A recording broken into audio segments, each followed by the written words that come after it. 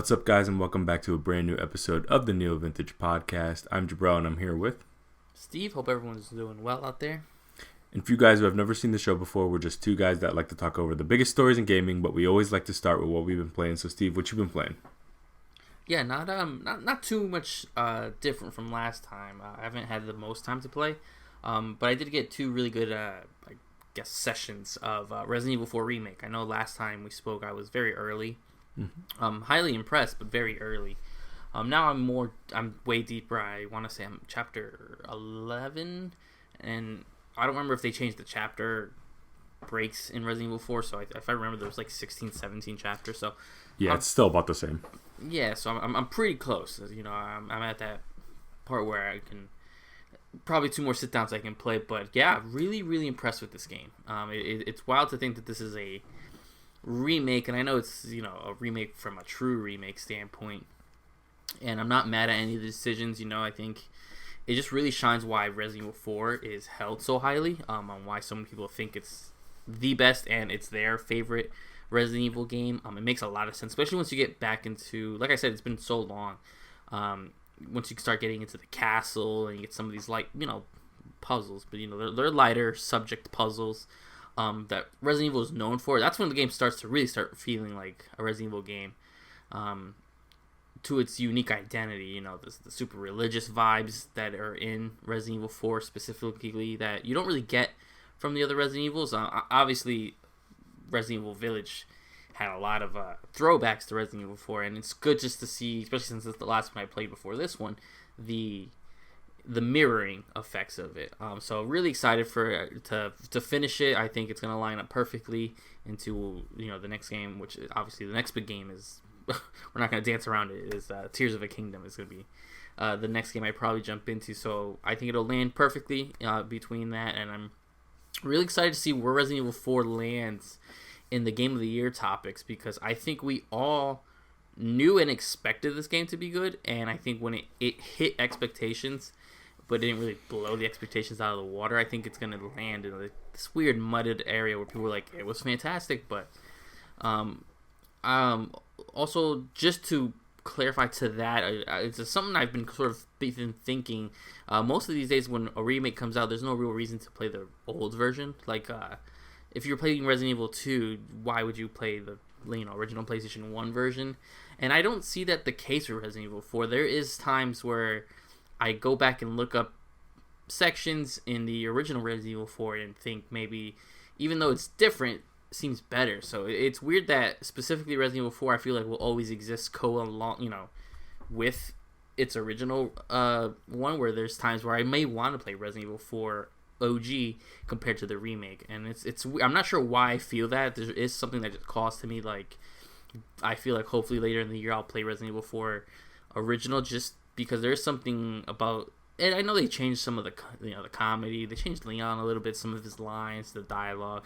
They made some things modern. There's just some things you don't really do anymore. So it is interesting to see that. But it's all in all really excited to have it. We've had so far a very strong year.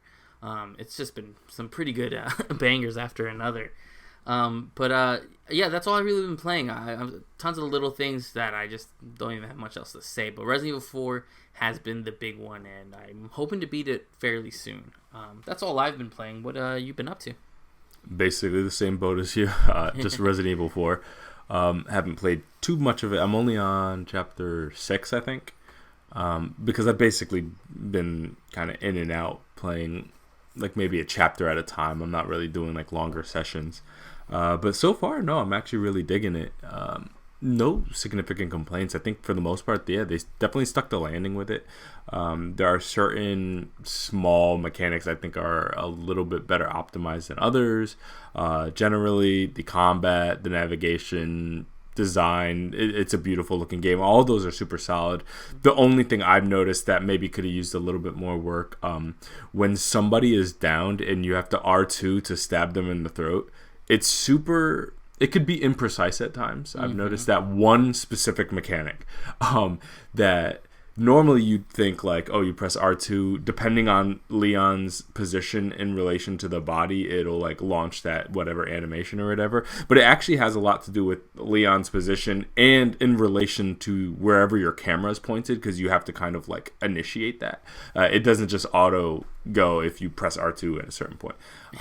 Yeah, you know what I'm talking about? Yeah, I've slashed a lot of air for no reason. Exactly, and that's the only time where I find that could be really frustrating, especially late game where like those down staggered enemies, you really need to get them when you can because you can get overwhelmed pretty quickly. And that's like the one thing I find myself getting like frustrated by sometimes. But other than that, I mean, the game's really, really solid. I'm actually pretty impressed with it. This was probably the remake I was the most nervous about, just because of the kind of critical acclaim of the first one. And I knew to some degree they were going to make some changes, probably even to some of like the dialogue and situational things. And they did. And so that kind of speaks to what you were referencing, that like I think there still is a place for the original one because there's a lot of like really funny moments that they've maybe changed a little, but it doesn't feel like a diluted version of the remake. It just kind of feels like maybe an ever so slightly more serious take on it, kinda. And again, because there is still a lot of humor in the remake, but there are just certain dialogue choices that they kind of changed that were like iconic moments in the original one that didn't make it into the new one. But some of them are like so goofy that I'm not necessarily surprised as to why they took them out or anything like that. But yeah, for the most part, it's like it runs and plays beautifully, and it just is yet another real success in the Resident Evil remake series. I'm really, really excited to see what they do next, because as I play this game, I keep having this kind of reoccurring thought that it's like this one I feel like was in some ways the most challenging, and they stuck the landing. And I think the first two are challenging for a different reason, obviously because they have so little from the original to pull from a mechanic standpoint. They can take the narrative, they can take the world design, but the gameplay they kind of had to completely overhaul because of its age. The fourth one again has been ported into very recent, so it for the most part holds up. So all they really needed to do is kind of like clean some stuff up, but they made a lot of real significant improvements, and so it just makes me wonder, like, with this selling so well and the critical acclaim, obviously I seriously doubt Capcom's gonna just like leave it here. You know what I mean? So like what goes next? But obviously it gets a little trickier from here on. And for at least the mainline series, obviously there is like Code Veronica. I think that would be maybe a smart option to go to next. Even though chronologically, I'm pretty sure that came out first or before 4, but. So, that's always an option. And then, some people are like, oh, they could remake 5. That gets a little bit more challenging again because that's a PS3 era game. So it's a lot more recent.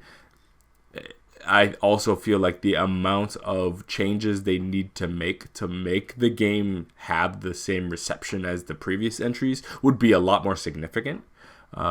Because, again, these remakes brought it forward and fixed things from an age standpoint. 5 has issues, I feel like, that are beyond its age necessarily. It's just a remnant of its time. Same thing with 6.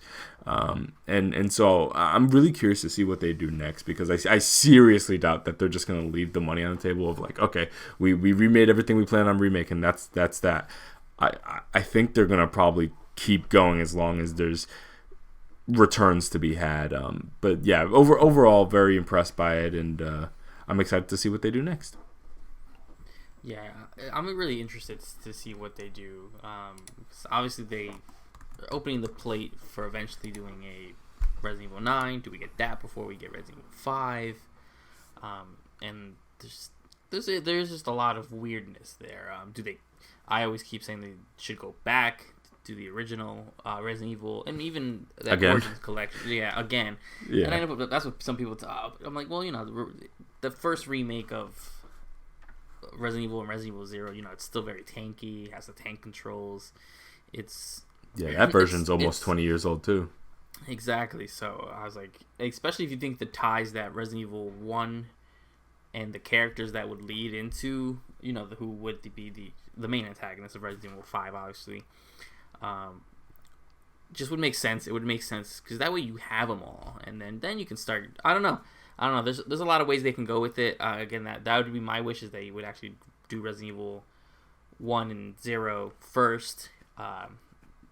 Then see, even if you need to do 5. 5 is one of those weird ones where it's so split, and it's just, how do you incorporate co-op again? That game was heavily co-op oriented. Even if you were playing solo, you had your AI playing. So how do you do that? Do you remove that feature? Do you rework that feature? It is a dangerous game. What they have to do with 5, if they do anything with it. I would leave it alone if I were that person. That's what I would say. I said that, do another port of it and let it exist as is. I'd hit the side entries before I hit 5 and 6, to be honest, just because they're so recent and because the issues with them are not age based, and the fact that you're essentially remaking these games, and if you keep what the core mechanics of them in terms of the co-op centric nature of it, you're basically guaranteeing that you're going to remake something that half the player base is probably not going to like anyways. And so, not to mention couch co-op in terms of just public demand and reception is just not where it used to be. And that's just a reality. I think that, it hurts people like you and I that are a little bit older to be like, oh, there's not a lot of couch co-op. But I don't know if a lot of the younger people are asking for that. And so they're basically just painting themselves a little bit into a corner where it's a huge contingent of the base of people who love the 2, 3, and 4 remakes are going to jump into 5 and be like, I don't know about this. Again, unless they completely overhaul it and make it into a different game effectively. But that it kind of is a fundamentally different project than what they've done so far. Because they added, they've puffed up 2 a little bit. There's some things in 4, but for the most part, they've been pretty faithful. They've kept it to what the original game sought out to do, and basically maybe just fully realized that vision. Where 5, that 5 is the first entry, I feel like, and in some ways, I feel like also 4 kind of applies to this, where when they made the game, they were probably able to realize a bulk of the vision that they had for the game to begin with, just from a power of hardware standpoint.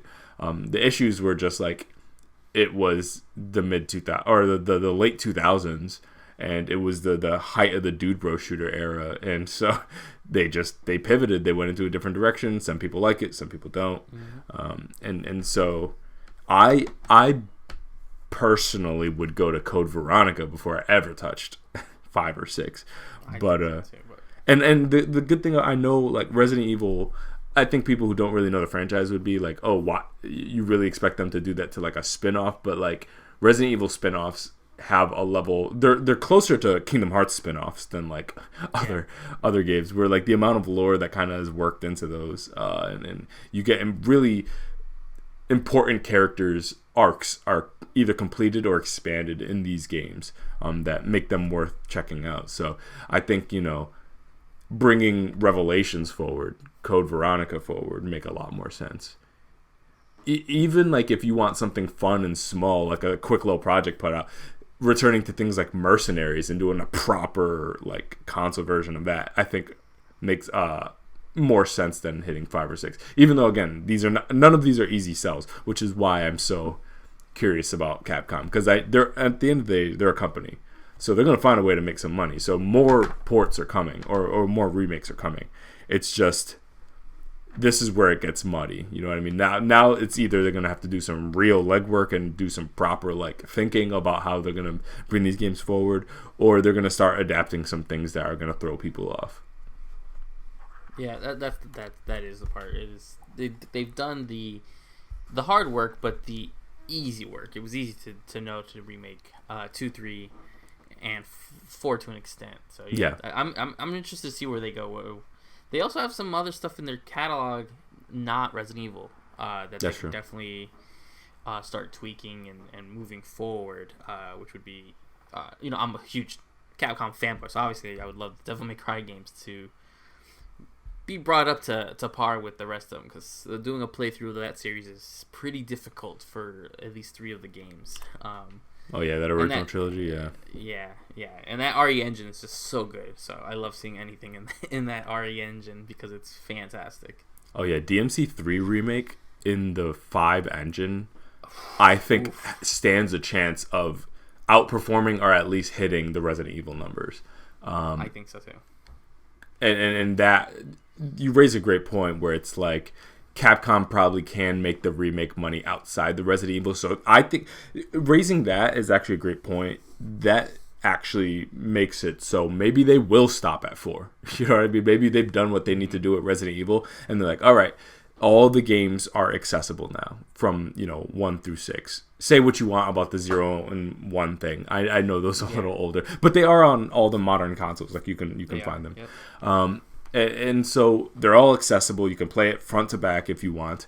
Now let's take a look at the other franchises. And there's the DMC collection that exists. But I've gone back and played 1 through 3 maybe a year and change ago.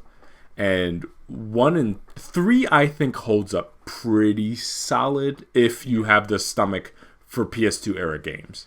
1, it was even tough for me personally. Just the camera angle is just it was a lot. Exactly. But yeah, no, a DMC 1 I think would be the most transformative because that's a story people don't go back to. 3 would be the one. 3 is their Resident Evil 4. You know what I mean? Like the game that people would want them to. And if they're smart, yeah, build up to it. Remake 1, 2, and then the 3 is the one that everybody's gonna lose it for. And I think that stands a chance of being the biggest thing ever because it's going to be the perfect blend between the gameplay that people love, which say what you want, I love DMC5, but that gameplay, that engine is really like the hallmark of that game. Not that the narrative is not good, but it's not doing what the originals did, obviously, from a narrative perspective. So if you can take what people love about DMC and then kind of really put Dante in the forefront and then even keep that tone, if they can get that soundtrack back, I think that could be next level. If they choose to go that direction, but yeah, I don't foresee any IP ownership issues with that either. That should be something that they could do if they wanted to. I don't think it's tied up with anything. Yeah, I don't believe so. Again, I don't know off the top of my head, but and they're obviously probably toiling away at Devil May Cry 6, so they could still kind of do what they've done with Resident Evil, which was, we got 2, 3, then we got Resident Evil 8, then we got Resident Evil 4 Remake. So they can kind of still play with that, give us whichever. Even if you do Devil May Cry 6, then you do some remakes. We'll see. I think they definitely probably have a game plan for that. Yeah, in some ways I feel like the strategy, the overall kind of macro level strategy was, hey, we have a new mainline entry to this much older franchise coming, and the cultural zeitgeist is not really around our franchise. How do we restore that? And in many ways, Resident Evil Remake 2, and to some extent 3, obviously, 3 is a lot more low-key of a game. But that kind of restored things, and so by the time 8 came around, I feel like there was renewed conversation that would not maybe have been there at the same numbers if they just had released Village alone without the remakes at all. Yeah. Because again, it was pretty you had 7 that did its thing, and then it did kind of quiet down a little bit. And so kind of renewing some interest, I think, could be a really smart move. They kind of just dropped 5 and did very, very well. Imagine if they dropped 6 after having maybe a year or 2 of renewed DMC interest from a remake. I think that could be a very smart decision. No, that would be the business-wise, the smart thing to do. So we can only hope. I can only pray. Oh, yeah, absolutely. I'd love that. Yeah, so would I. So yeah, we can get right into the stories until we have any more new information from Capcom. But yeah, we have some interesting stuff today. So the first one, the Lite Sony handle, and this comes from Insider Gaming, mainly Tom Henderson was the one who was breaking the story. Throughout the last 2 weeks, it was just like one thing after another, slowly. So following days of speculation, Insider Gaming can report that there's a new PlayStation handheld in development.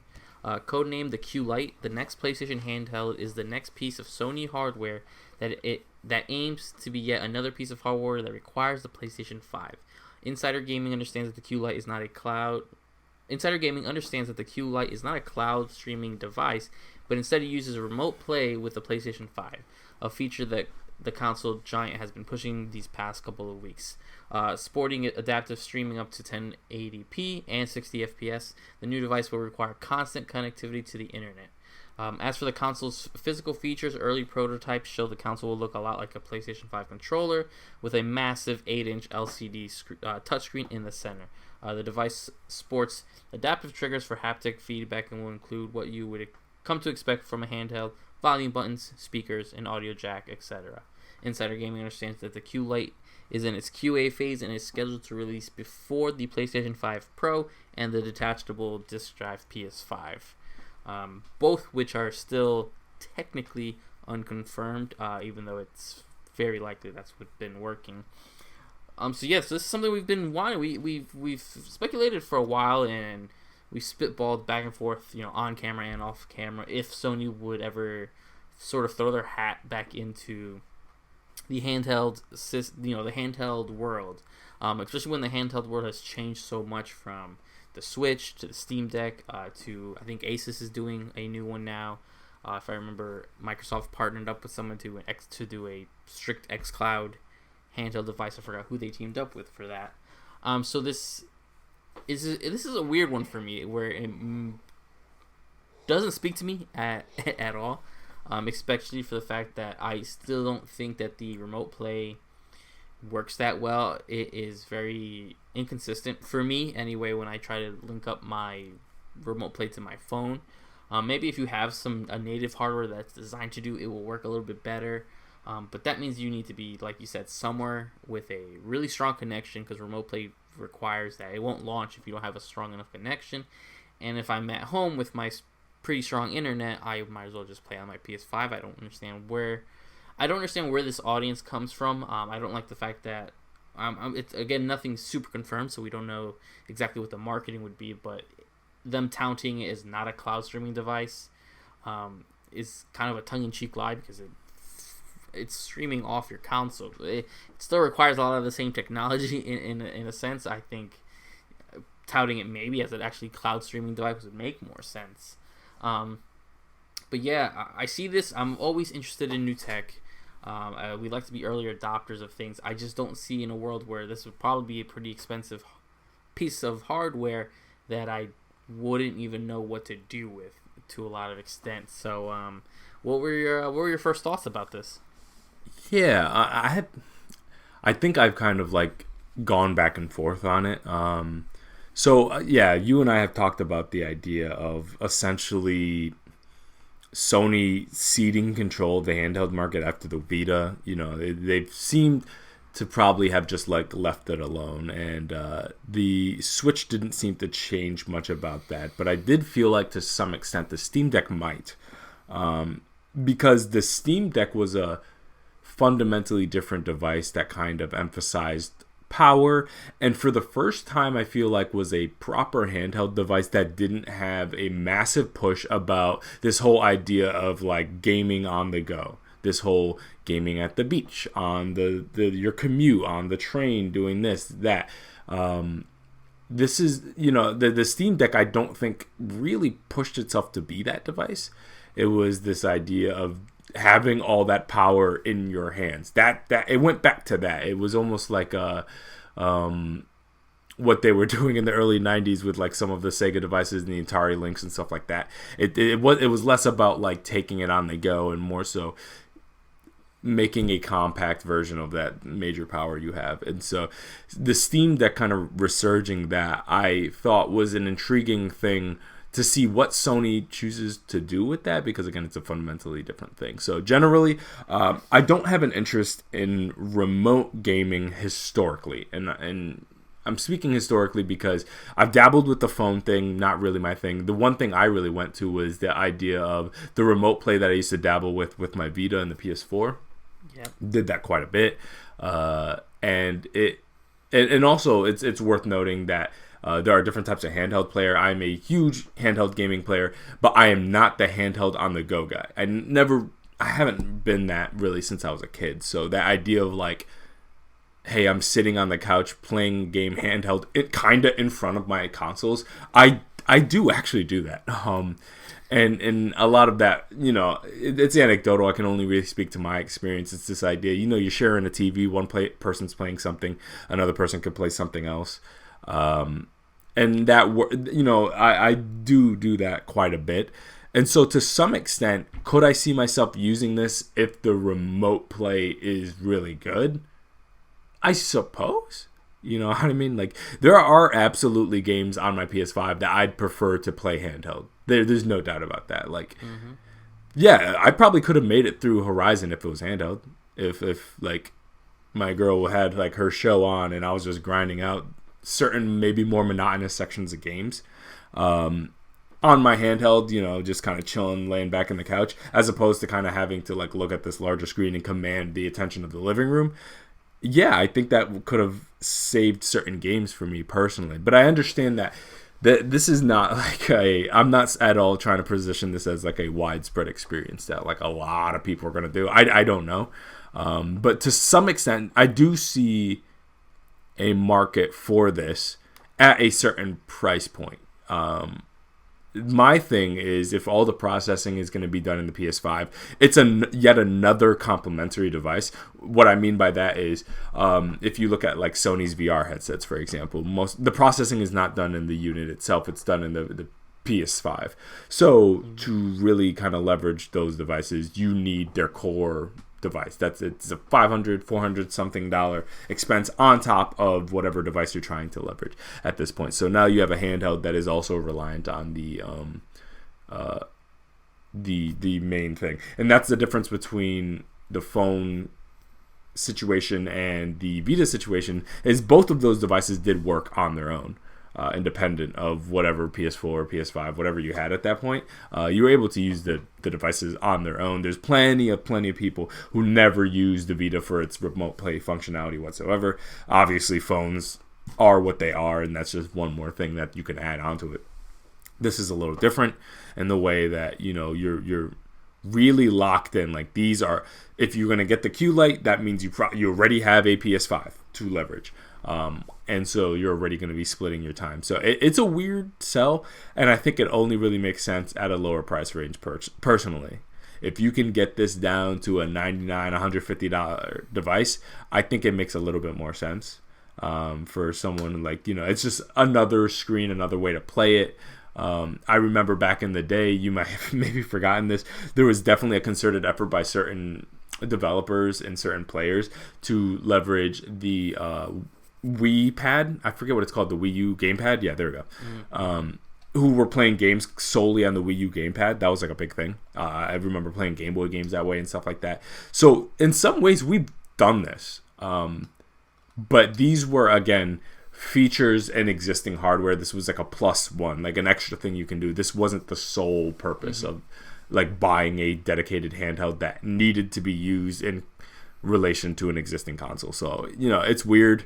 I'm willing to give it a shot because I do honestly think I could probably get use out of this for certain games, not most games, but a couple that are maybe on the grindier side, or even some of like the streaming games that I'm like, if I'm gonna already be streaming it, screw it. Like, I might be playing like God of War on this, like something that I don't really need my TV. I don't need the high resolution, but I kind of just want to bang out something on the go. I could totally see getting some use out of this, but not for a full price. Like, they cannot hit me. If this is like a $300 device similar to like the Switch, there's zero way I'm ever gonna touch this.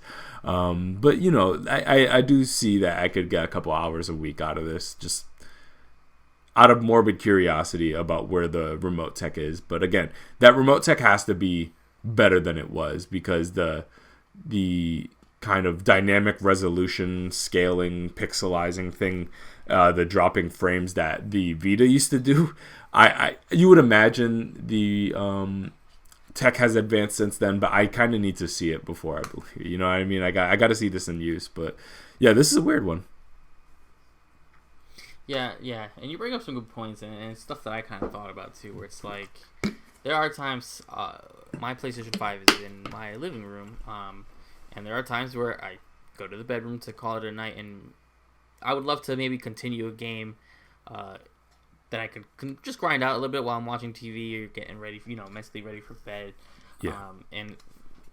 And it's funny enough that it's coming all around. Well, this is all being discussed around the same time. I do remember doing this on Vita with Final Fantasy 15, where there was times where exactly at that time I was still at home, so I one bedroom place. My girlfriend at the time was watching TV. I would just turn the PlayStation 4 on, remote it, but I was in the same room, but remote it to the Vita, and I could grind out some of those grindier missions in Final Fantasy 15. So you think, not to get too ahead of ourselves, but Final Fantasy 16 coming up, that would be an interesting concept where it's like, well, let me grind some of these. There's always those dumb missions in Final Fantasy games, fishing and all this stuff that you could just would be nice to grind out while I'm watching TV or watching whatever, a game, whatever's going on. And it would be nice, to get up from my living room, go to the bedroom, and continue just some of this other nonsense. And sometimes these little indie games too that I sometimes pick up on PlayStation, where I don't want to rebuy it on a Steam Deck. So it does make a lot of sense, and I think the big one for me would also be that price point. I said once you start getting above 150, what's in the technology and the hardware itself when you're so reliant on remote, again relying on this, and if anything, that price point could be a big thing. We see how low the sales are on PSVR 2 and the insane price. I returned my PSVR 2 for different issues. Oh, did you? Actually, I never. Yeah. I had huge battery constraints in the controls, where one control would just die within 30 minutes. So I'm in a whole thing with that. Then I had to ship that back and doing that whole nonsense because that was an expensive piece of hardware for it to not work the way it's touted. Would be the same thing here. If you're touting, oh yeah, you'll be able to do this remote play, and then dropping frames and lagging and specific games. If you're trying to play some of these shooters and stuff, sometimes you need to be really direct with your inputs, and I can't have seconds delays playing Street Fighter. That could be completely just a falling apart. Trying to play some of these games, you think. I do remember trying to play like Destiny 2 on Vita remote play from a PS4, and it was fine when I was doing story stuff. When I was doing the campaign stuff, it was fine. But when I was trying to do sometimes you get stuck with these online missions that you have to do in, the more team deathmatch, the more multiplayer concept of it, the PvP. It was the it was the worst thing. I was getting just mopped. So it comes to the point where it's like, well, yeah, what is it? What is it? What are we paying for? And does it work the way it works? That's really where it comes down to, because it's when I see they're like, oh yeah, but you're gonna obviously need to have internet connection. This isn't gonna be the PS5 on the go. It's that would have been a huge flaw with Steam Deck. Imagine if Steam Deck said at all times you needed to be connected to the internet for some reason. Yeah, totally. I wouldn't have purchased it. As cool as it was, I said, well, if I have to be home connected to my internet, I will just be home on my PC and play, and would have saved the money on the Steam Deck. Luckily, not the case. Same with Nintendo. Not the case for the Switch. I'll be able to play Tears of a Kingdom everywhere I go. Hopefully. So that is an interesting thing. I do think I never want Sony to rush some of these announcements, because sometimes rushing these announcements can be a falter for them. Price points not explained correctly and that whole process. But I do think they should start speaking soon, especially if they're in the part where they're gonna not relaunch but mid-cycle sort of reboot the PS5 with pros, detachable disc drive, cheaper or whatever it is, a PS5 Slim with detachable disc drive. Then you have this thing sort of in the family. Them really pushing VR, though it doesn't seem to be selling well.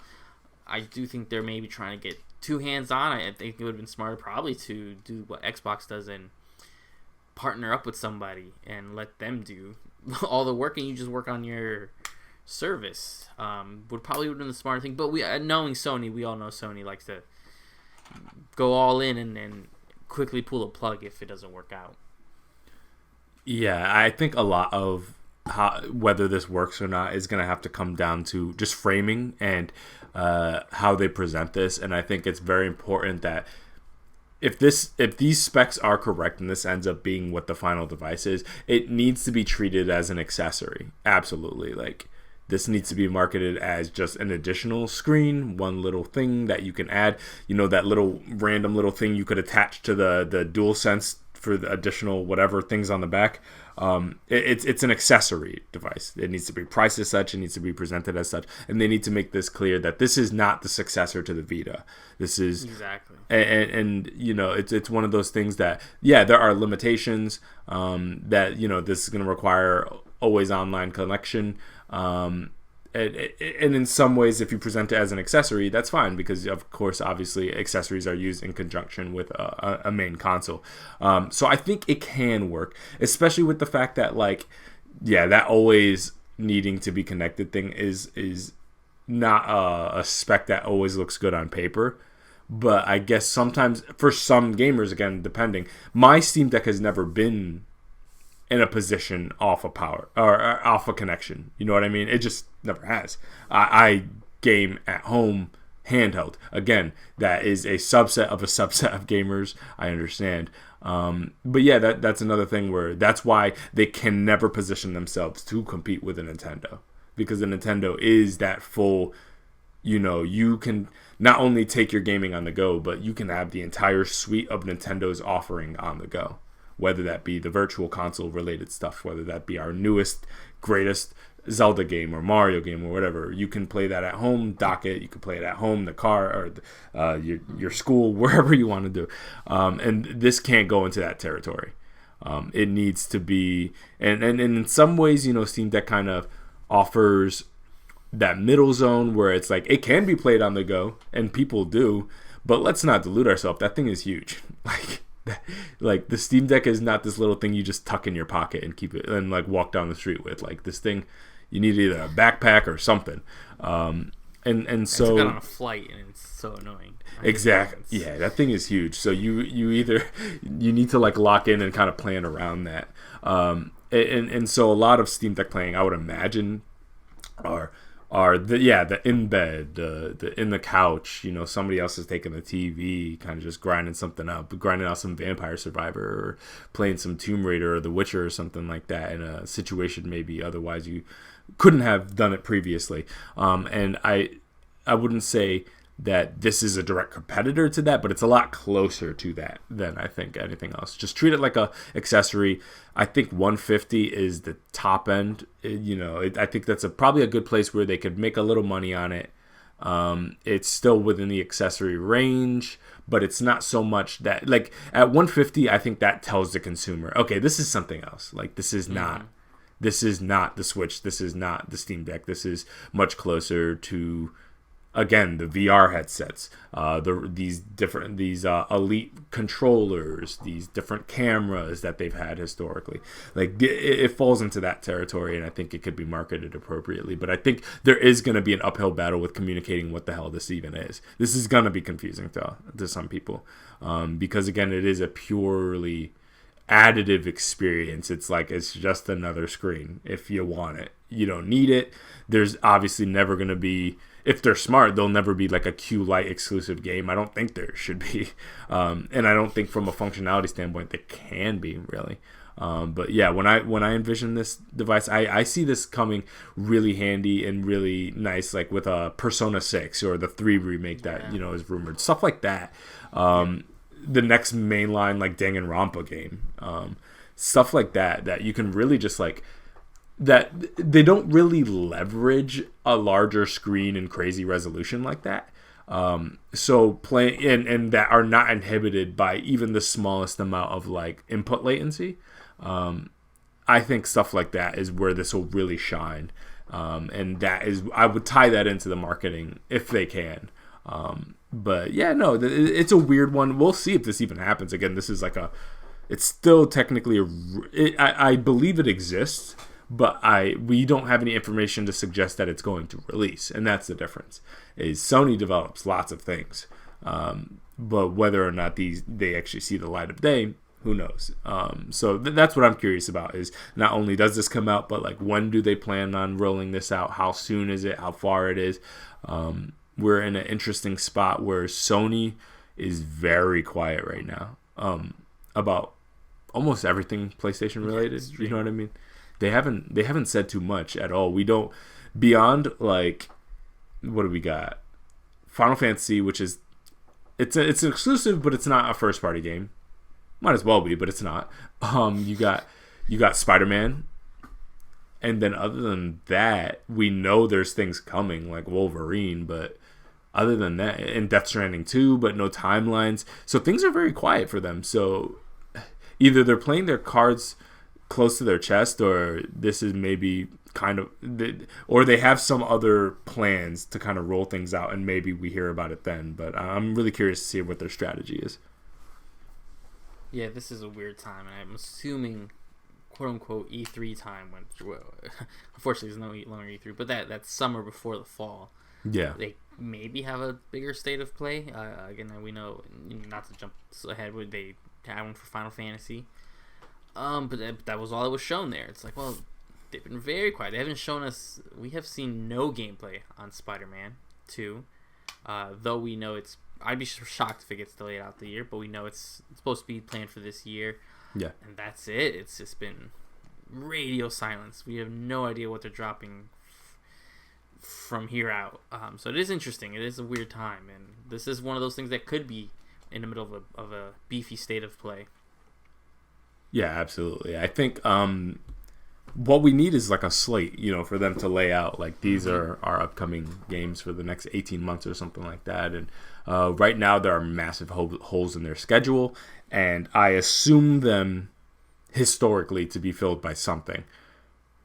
Games, this Lite thing, something, the PS5 Pro, and again, just because they speak about it, I'm not saying I expect these things to release in the next, year or so, but to at least acknowledge their existence, because I think a lot of people kind of sleep on the importance of a major publisher just saying to their player base, "Hey, we have some things coming," and some publishers play it closer than others. Microsoft has announced things, you would say, maybe in the opposite direction, maybe a little too early.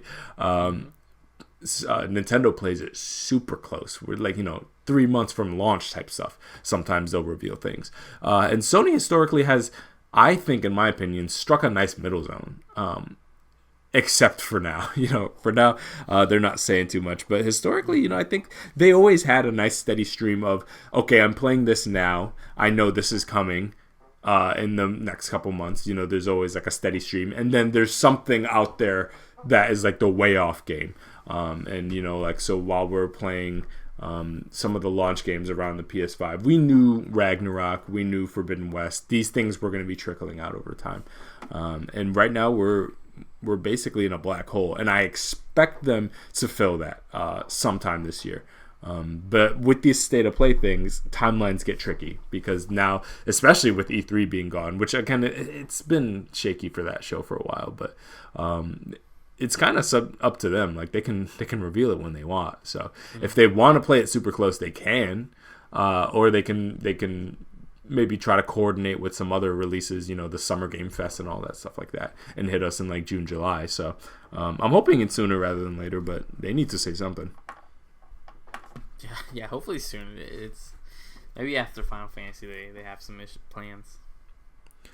And just to segue off of that, we have gotten a new state of play very recently, and it's solely dedicated to the next mainline Final Fantasy game, Final Fantasy 16. Obviously, this is the game that we've known about, that has been talked about quite a bit. It has gone gold, so it's done development. They're really just kind of polishing at this point.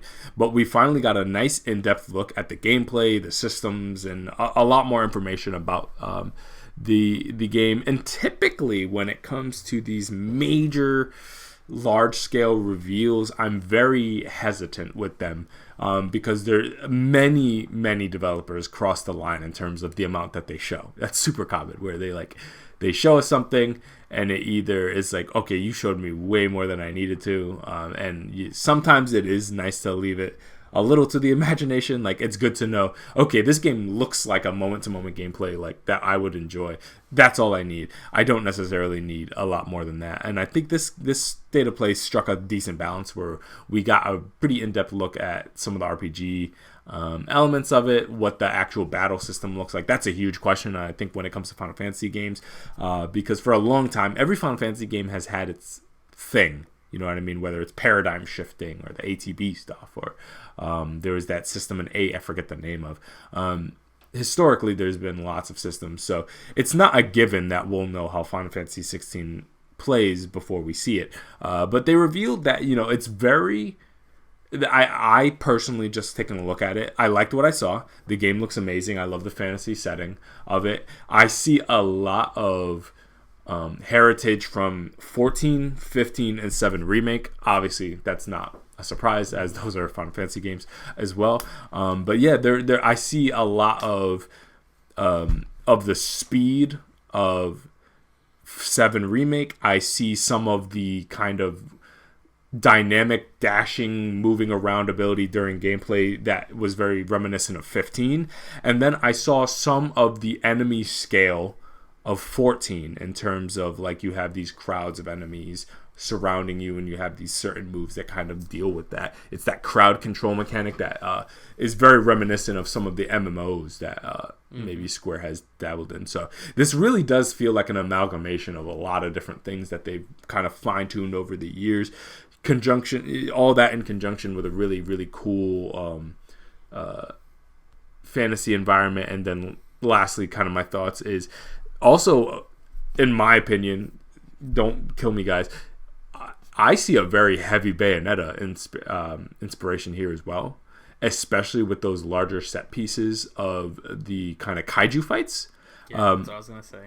It reminded me a lot of Bayonetta. Now, I'm not saying that they stole it. Like, this game has been in development for a long time. But no, I do think there is maybe a little shared heritage there between these two games. I saw a lot of that. There was moments that reminded me straight out of Bayonetta 3, when not only are you controlling a kaiju, but there also seems to be some kind of, like, quick time action, giant set pieces. This is running and dodging this giant beam. That's, like, just like Bayonetta 3. And I say this is not like a judgy way, but, like, that's actually really interesting to see that from Final Fantasy, because we don't have a lot of that historical, and I'm a big Bayonetta fan. So that was pretty exciting. Overall, I like what I've seen.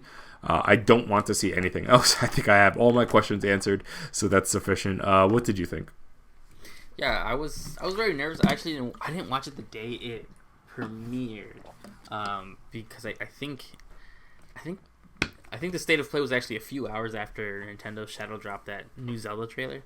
Was it? Yeah, I don't remember if it was the same day. But anyway, I did end up watching because I was like, this is a lot. 25 minutes, I was like.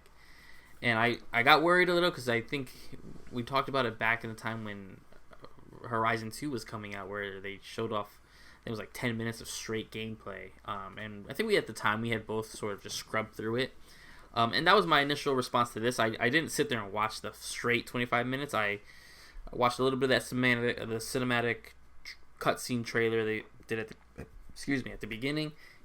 I remember, and then I sort of just scrubbed through a little bit to see what some of the stuff's going on. And yeah, I had just, there's so many pieces of everything. I put a decent chunk into Final Fantasy 14, and that's the same director who's directing this one, obviously. So that makes sense then. That makes this isn't Nomura, so that's why we don't really have a lot of that. I always call it Kingdom Hearts stink in this game. So the director of Final Fantasy 14 and that team is the main. I'm sure Square has a bunch of other helpers and stuff, but that main team is the Final Fantasy 14 team, which is why you're going to see a lot of that. A lot of the menus kind of looked very in-depth. The font looks very 13 and 14-esque. Yeah, so a lot of that, a lot of... when they were... if I remember, it was like the leveling up system, which got me a little nervous because it was like menu, here's purple dots, red dots, this, and I'm like, wow, it's really in-depth. But at the heart, Final Fantasy is a role-playing game. That's what you expect to see. But when you see so much action base, then yeah, I got a lot of Bayonetta Devil May Cry vibes. He's juggling enemies and jumping in the air, growing wings and doing giant blasts is ridiculous. You know, you have this huge wolf partner, it looks like, in certain sections. You know, the character designs look really great. Some characters look a little weird. They do look a little generic. It remind me very slightly of some Strangers of Paradise. I was thinking the exact same thing with the NPCs. Yeah, there's a couple NPCs, and it looks like a couple of the partners. Clive himself, I think Clive is the main character's name. I think he looks good. I think we see some early shots of what it looks like when he's younger. But I think he looks good. I don't, you know. I like this balance where it's not somebody with crazy spiky blue hair, which again, that's that big Nomura thing.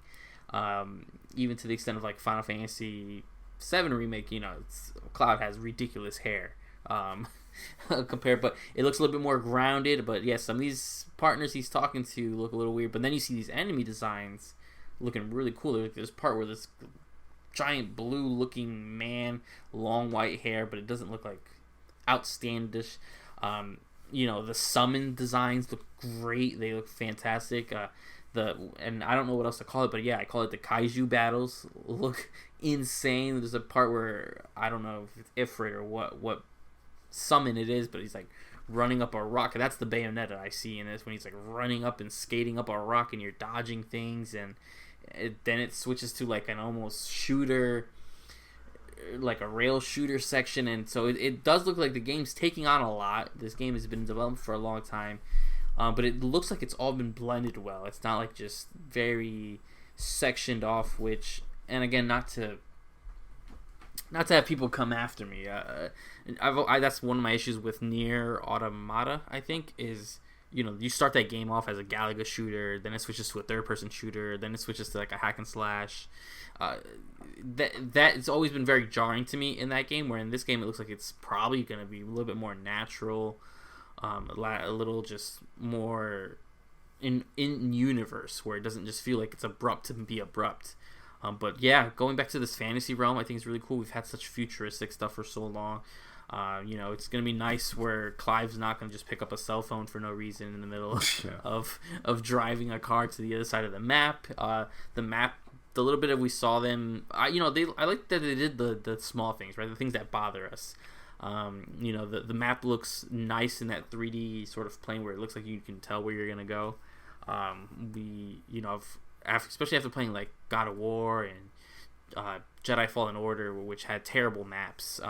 It's nice to see that. Hopefully, it looks like we'll be able to navigate the world and know where we're going. You know, not that I need waypoints everywhere, but I need to be able to see where I'm going.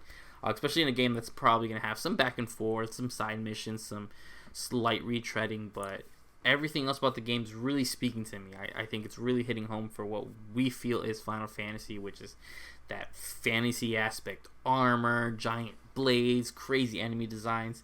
But yeah, I'm surprised on how much sort of crowd control is going to be in the game, because especially the last Final Fantasy game we recently got, well, besides Crisis Core, it was Final Fantasy VII Remake, and that was always very segmented, 5-6 enemies, unless you were in the later game where you're fighting, robots and stuff. I think it's going to be pretty interesting to see that, but when you start seeing that aspect of 15, with the dashing, the whipping, the teleporting, there's a legit part where I think he throws his blade and teleports to it, which is a big Noctis thing, is really cool, and it's really interesting.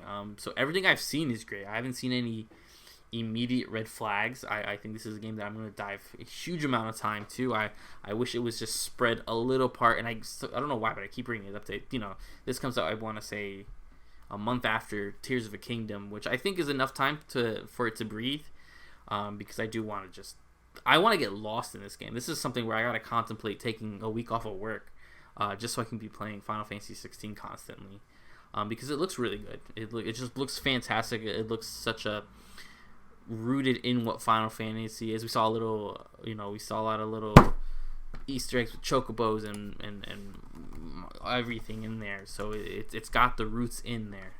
It's gonna be the most Final Fantasy's been in a long time, to be honest. Yeah, and I think it also kind of falls in kind of a sweet spot where it's coming coming off of you got Jedi Survivor that leads into Tears of the Kingdom that leads into now Final Fantasy 16, and then it can kind of just like dominate the summer. As of right now, it looks relatively uncontested. So yeah, it's gonna have some nice breathing time that I'm excited about it. And kind of to conclude my thoughts on it is that I think ever since they've pivoted from the turn-based to the kind of real-time action system that they've had for quite some time now, it's been kind of a tough sell for me. I've kind of struggled with some of them. Basically, and what I'm referring to is kind of 10 onwards, like 10, 12, 13, and now in 15, obviously 11, 14 kind of wrote their own thing. But the mainline entries since then have been kind of tough for me, and I've had some significant issues just really getting into them in that middle zone between the real-time action and some of the kind of systems at play that they've developed. And I've come to appreciate a lot of them kind of older, but it wasn't until 7 Remake where I felt like that middle zone was kind of perfected, where it is a full action game, but the way that they incorporate the RPG mechanics, the way you kind of handle summons and that you kind of utilize magic in a very dynamic and clean way, I loved it. And so the moment I played 7 Remake, my thing was like, all I want is just change the narratives, change the settings, but just keep this system like this is, please keep it like this. And it seems like they kind of did just that. Like it feels dynamic and quick, and you can utilize the summons and the magic quickly in the heat of battle, without too many crazy clunky systems. Again, not to keep like shading paradigm shifting like that in 13, but it's just it's rough to incorporate, and it has such a annoying learning curve. Where this one, you could just jump in, while simultaneously having all those RPG mechanics in terms of the kind of character and attributes that you have outside of battling, that I really appreciate, and it has the fantasy setting. So I think this has all the makings of a transformative Final Fantasy game, and kind of ushering that into another era. I think this one is set up to fulfill in what I think a lot of people were hoping 15 was. I think this has the potential to kind of actually meet that, because I remember when 15 was kind of revealed for the first time, there was this idea of like finally Final Fantasy joining the kind of like full modern action RPG thing, and it fulfilled that for some, but I think it fell short for others in terms of like it's just what's undeniable. It's a weird game. It is. It's a weird kind of jarring setting, where this one, it looks definitively Final Fantasy while simultaneously having all those great systems. And so, yeah, I think this is set up for success. I love the fact that, here we are in April and the game is done, and it's not launching until June. That's an excellent sign. And that they're willing to show this much and do a whole state of play showing their gameplay, all these different areas. That's a tremendous sign. That shows confidence. Because historically, when they play it super close and tight, and they don't really show too much, and they don't go gold until like 2 weeks beforehand and stuff like that, that historically hasn't gone the best. I can only think of one game that played it super close, didn't send the reveal copies, didn't show you too much. That was Doom Eternal. That one played it super close, and that worked out. But that's an anomaly. You know what I mean? Like, a lot of times, what's much closer is freaking Rockstar GTA collection. That's how that usually plays out. Cyberpunk is usually how that plays out. So I love that they're so ahead of the game, really just polishing. Apparently, this game has been done for a minute, and I'm glad that they're really just taking their time to make it be the best experience possible, because again, Final Fantasy mainline games, they do mean something. Like, you'll get all these spin-offs with that name in there, but ultimately, if it's a numbered entry, you only get so many of those, and so I'm glad that still seems to really mean something to Square. Yeah, that is. It is important, and I'm glad. And it's important, I think, for these companies when they have their big boy IPs, the main IP, that they start treating it with care. And that's something that some of these companies we've seen not do the best of. And I'm glad that they looks like they're learning their lesson from the negatives that was 13's trilogy, for some reason, and Final Fantasy 15 on top of that. So I am glad that this looks like they know what they're doing, and they have respect for what they're doing. It's not that they're just pushing a game out because they know Final Fantasy 16 in the name itself will sell. Absolutely. So yeah, by the time we do the next show, the kind of chain of really big games it will probably have kicked off by that point, and we'll see if I can get Resident Evil done in time. I haven't gotten a lot of gaming time, and I'm hoping I can like bounce back before all these games come out, because those are hell of a games like to juggle. I'm kind of nervous about juggling Zelda and Final Fantasy 16 at the same time, because that overlap is going to happen, and that makes me nervous. Yeah, I don't know if a month is enough time between them, so it's gonna be, Zelda can take a bit. Yeah, Zelda is May 12th. Final Fantasy is late June. 20, yeah, it's like so, June. It's kind of close to my birthday, so I think it's like the 22nd or 23rd or something like that. Yeah, so it is interesting. Yeah, a little bit over a month should be okay. We'll see if there's another Thunderblight Ganon that really locks me up like the first one did. Yep. But all right, that was our show. We'll see you guys in the next episode. This has been the NeoVintage Podcast. I'm Jabro, and I'm here with Steve. Hope you guys enjoyed. And we'll see you guys then. Bye.